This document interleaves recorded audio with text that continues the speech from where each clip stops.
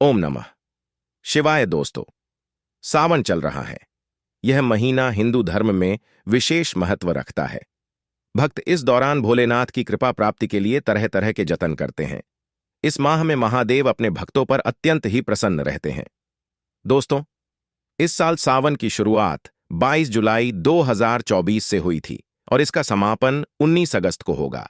ऐसे में सावन शिवरात्रि व्रत 2 अगस्त 2024 दिन शुक्रवार को किया जाएगा। इस साल सावन शिवरात्रि 2 अगस्त को है। भक्त इस दिन किसी भी समय कांवड़ जल शिवलिंग पर चढ़ा सकते हैं। सावन शिवरात्रि का सबसे शुभ मुहूर्त रात 12:06 से 12:49 तक रहेगा।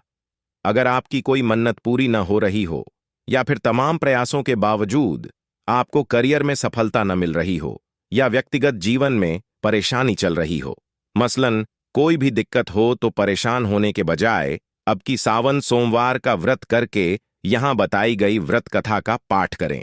मान्यता है कि सावन सोमवार के दिन अगर व्रत रखकर इस कथा का पाठ किया जाए तो जातकों की मनचाही मुराद पूरी हो जाती है। दोस्तों, अब बात करते हैं सावन की उस पवित्र व्रत कथा के बारे में जिसको सुनने मात्र से ही भगवान भोलेनाथ के सभी भक्तों का कष्ट निवारण हो जाता है।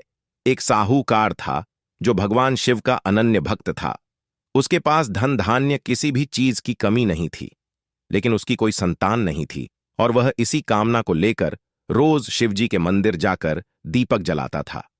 उसके इस भक्तिभाव को देखकर एक दिन माता पार्वती ने शिवजी से कहा कि प्रभु, यह साहूकार आपका अनन्य भक्त है। इसको किसी बात का कष्ट है तो आपको उसे अवश्य दूर करना चाहिए। शिवजी बोले कि हे पार्वती, इस साहूकार के पास पुत्र नहीं है, यह इसी से दुखी रहता है। तब माता पार्वती भोलेनाथ से कहती हैं कि हे ईश्वर, कृपा करके इसे पुत्र का वरदान दे दीजिए। तब भोलेनाथ ने कहा कि हे पार्वती, साहूकार के भाग्य में पुत्र का योग नहीं है। ऐसे में अगर इसे पुत्र प्राप्ति का वरदान मिल भी गया तो वह केवल 12 वर्ष की आयु तक ही जीवित रहेगा। यह सुनने के बाद भी माता पार्वती ने कहा कि हे प्रभु, आपको इस साहूकार को पुत्र का वर देना ही होगा, अन्यथा भक्त क्यों आपकी सेवा पूजा करेंगे। माता के बार बार कहने से भोलेनाथ ने साहूकार को पुत्र का वरदान दिया, लेकिन यह भी कहा कि वह केवल 12 वर्ष तक ही जीवित रहेगा। साहूकार यह सारी बातें सुन रहा था, इसलिए उसे न तो खुशी हुई और न ही दुख। वह पहले की ही तरह भोलेनाथ की पूजा अर्चना करता रहा।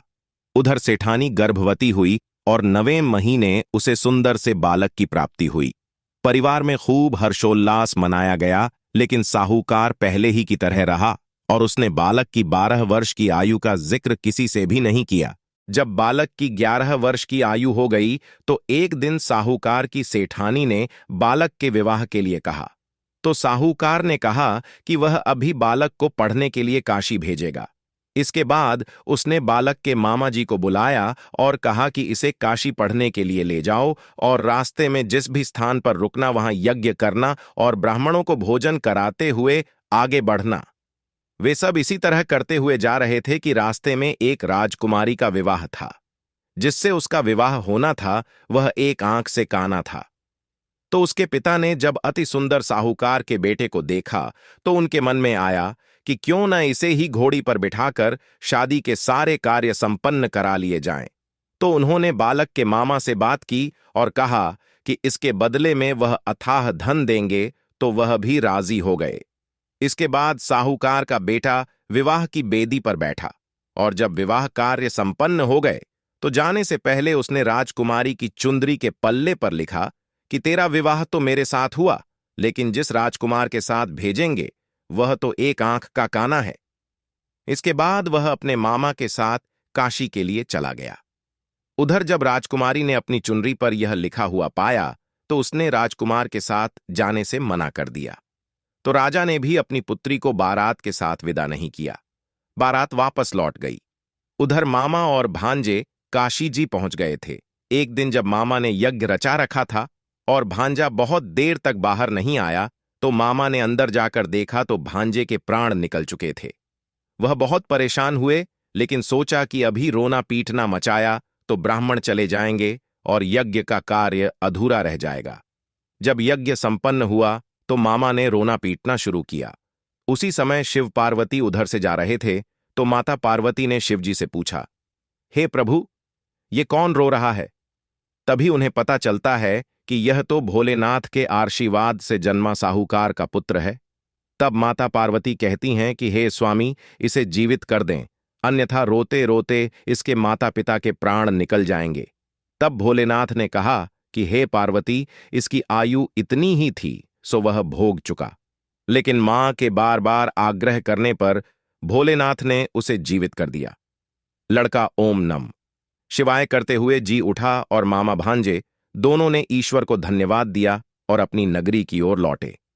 रास्ते में वहीं नगर पड़ा और राजकुमारी ने उन्हें पहचान लिया। तब राजा ने राजकुमारी को साहूकार के बेटे के साथ बहुत सारे धन धान्य के साथ विदा किया। उधर साहूकार और उसकी पत्नी छत पर बैठे थे।